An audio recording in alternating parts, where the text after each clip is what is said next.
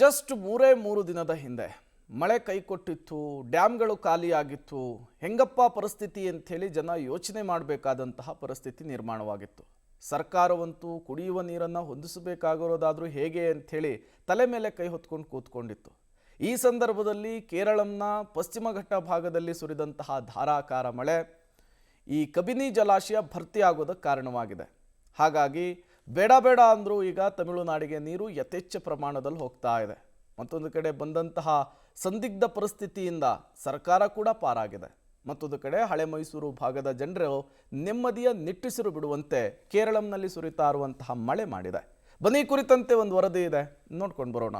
ಕೇರಳದ ವೈನಾಡಿನಲ್ಲಿ ಭಾರೀ ಮಳೆ, ಕಬಿನಿ ಜಲಾಶಯಕ್ಕೆ ಒಳಹರಿವು ಹೆಚ್ಚಳ, ಕಾವೇರಿ ನೀರು ಬಿಕ್ಕಟ್ಟಿಗೆ ತಾತ್ಕಾಲಿಕ ಪರಿಹಾರ. ಕೇರಳದ ವೈನಾಡಿನಲ್ಲಿ ಸುರಿದ ಭಾರೀ ಮಳೆಯಿಂದ ಮೈಸೂರು ಜಿಲ್ಲೆಯ ಕಬಿನಿ ಜಲಾಶಯಕ್ಕೆ ಒಳಹರಿವು ಗಣನೀಯವಾಗಿ ಹೆಚ್ಚಿದೆ.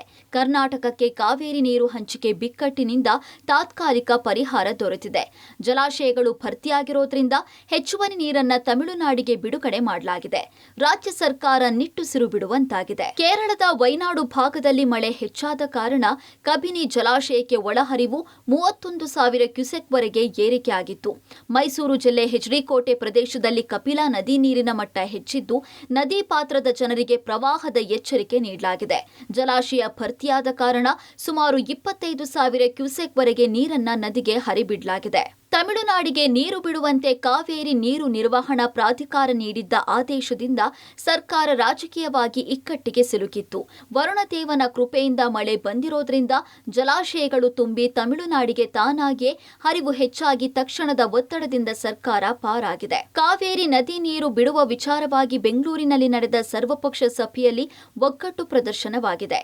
ರಾಜಕೀಯ ಏನೇ ಇರಲಿ, ನೀರು ಮತ್ತು ರೈತರ ವಿಚಾರ ಹಾಗೂ ಕಾವೇರಿ ನದಿ ನೀರಿನ ವಿಚಾರದಲ್ಲಿ ಸರ್ಕಾರ ತೆಗೆದುಕೊಳ್ಳುವ ತೀರ್ಮಾನಕ್ಕೆ ಬದ್ಧ ಅಂತ ವಿರೋಧ ಪಕ್ಷಗಳು ಒಗ್ಗಟ್ಟು ಪ್ರದರ್ಶನ ಮಾಡಿದ್ದಾರೆ. ಇದರಿಂದ ಸಿಎಂ ಡಿಕೆ ಶಿವಕುಮಾರ್ ಬೀಸೋ ದೊಣ್ಣೆಯಿಂದ ತಪ್ಪಿಸಿಕೊಂಡಿದ್ದಾರೆ. ಉಪಯೋಗ ಇಲ್ಲ. ತಮಿಳುನಾಡವರು ಯಾವತ್ತೂ ನಮ್ ಸಪೋರ್ಟ್ ಮಾಡೇ ಇಲ್ಲ. ಹೇಳಿದೀನಿ, ಲೇಟ್ ಆಗಾದ್ರೂ ಬುದ್ಧಿ ಕಲ್ತ್ಕೊಂಡು ಈ ಸಭೆಯನ್ನ ಕರೆದ್ರಲ್ಲ. ಕಬಿನಿಯಲ್ಲೆಲ್ಲ ನೀರು ತುಂಬಿರೋದ್ರಿಂದ ಆಟೋಮೆಟಿಕ್ ಆಗಿ ಫ್ಲೋ ಆಗ್ತೈತೆ. ಒಂದ್ ರೀತಿ ಸರ್ಕಾರ ಪಾರಾಗಿದೆ.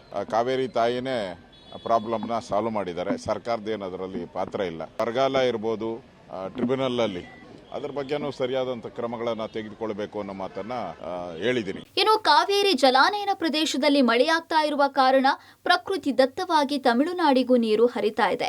ಹೀಗಾಗಿ ಬಂದ್ನಿಂದ ಯಾವುದೇ ಪ್ರಯೋಜನವಿಲ್ಲ. ಸರ್ವಪಕ್ಷ ಸಭೆಯಲ್ಲೂ ಇದೇ ತೀರ್ಮಾನ ಆಗಿದೆ. ಹೀಗಾಗಿ ಎಲ್ಲ ಸಂಘಟನೆಗಳಿಗೆ, ಕನ್ನಡ ಪರ ಸಂಘಟನೆಗಳು, ರೈತ ಸಂಘಟನೆಗಳು ಬಂದ್ ಮಾಡದಂತೆ ಸಿಎಂ ಡಿಕೆ ಶಿವಕುಮಾರ್ ಮನವಿ ಮಾಡಿದ್ದಾರೆ. ನಾನೊಂದು ರಿಕ್ವೆಸ್ಟ್ ಮಾಡ್ಕೊಳ್ತಾ ಇದ್ದೀನಿ ಎಲ್ಲಾ ಸಂಘಟನೆಗಳಿಗೆ, ಕನ್ನಡ ಸಂಘಟನೆಗಳು, ರೈತರು ಮತ್ತು ವಿರೋಧ ಪಕ್ಷದ ನಾಯಕರುಗಳಿಗೆ, ಜನತಾದಳದ ನಾಯಕರುಗಳಿಗೆ, ನಾನು ಎಲ್ಲರಿಗೂ ಕೂಡ ನಾನು ರಿಕ್ವೆಸ್ಟ್ ಮಾಡ್ತೇನೆ. ಎಲ್ಲ ನನ್ನ ಕನ್ನಡ ಸಂಘಟನೆಯವ್ರ ಹತ್ರ ನಾನು ಮಾತಾಡ್ತೇನೆ. ನಾನೇ ಖುದ್ದಾಗಿ ಮಾತಾಡ್ತೀನಿ. ಕೆಲವರು ನಮ್ಮ ಮಂತ್ರಿಗಳು ಕೂಡ ಮಾತಾಡ್ತಾರೆ. ದಯವಿಟ್ಟು ಇದಕ್ಕೆ ಅವಕಾಶ ಕೊಡೋದು ಬೇಡ. ಆಲ್ ಪಾರ್ಟಿ ಮೀಟಿಂಗ್ ಅಲ್ಲೂ ಕೂಡ ಈ ತೀರ್ಮಾನ ಬಂದಿದೆ. ಆಗಸ್ಟ್ 13ಕ್ಕೆ ಅಖಂಡ ಕರ್ನಾಟಕ ಬಂದ್ ಫಿಕ್ಸ್. ಬಂದ್ ವಾಪಸ್ ಪಡೆಯುವ ಮಾತೇ ಇಲ್ಲ. ಬಂದ್ ನಿರ್ಧಾರದಿಂದ ಹಿಂದೆ ಸರಿಯದ ವಾಟಾಳ್. ಇನ್ನು ಸಿಎಂ ಡಿಕೆ ಶಿವಕುಮಾರ್ ಮನವಿಗೆ ಸ್ಪಂದಿಸದ ಕನ್ನಡ ಪರ ಹೋರಾಟಗಾರರು ಬಂದ್ ಮಾಡೋದಾಗಿ ನಿರ್ಧಾರಕ್ಕೆ ಬಂದಿದ್ದಾರೆ.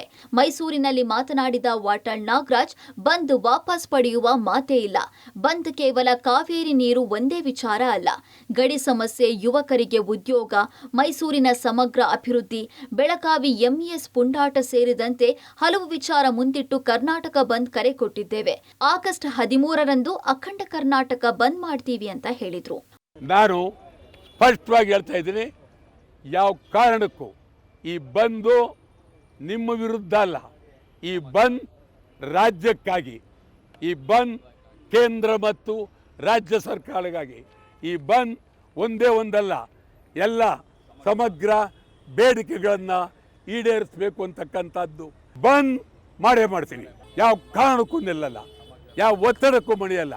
ಒಟ್ಟಿನಲ್ಲಿ ಮಳೆಯಾಗದೆ ತಮಿಳುನಾಡಿಗೆ ನೀರು ಬಿಡುವ ವಿಚಾರದಲ್ಲಿ ಇಕ್ಕಟ್ಟಿನಲ್ಲಿ ಸಿಲುಕಿದ್ದ ರಾಜ್ಯ ಸರ್ಕಾರಕ್ಕೆ ವರುಣದೇವ ಕೃಪೆ ತೋರುವ ಮೂಲಕ ನೆಮ್ಮದಿ ನೀಡಿದೆ.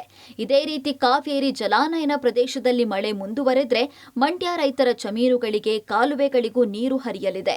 ಇದರ ಜೊತೆಗೆ ತಮಿಳುನಾಡು ಸಮಸ್ಯೆಯೂ ಪರಿಹಾರವಾಗಲಿದೆ. KP Nagaraj, public TV, Mysuru.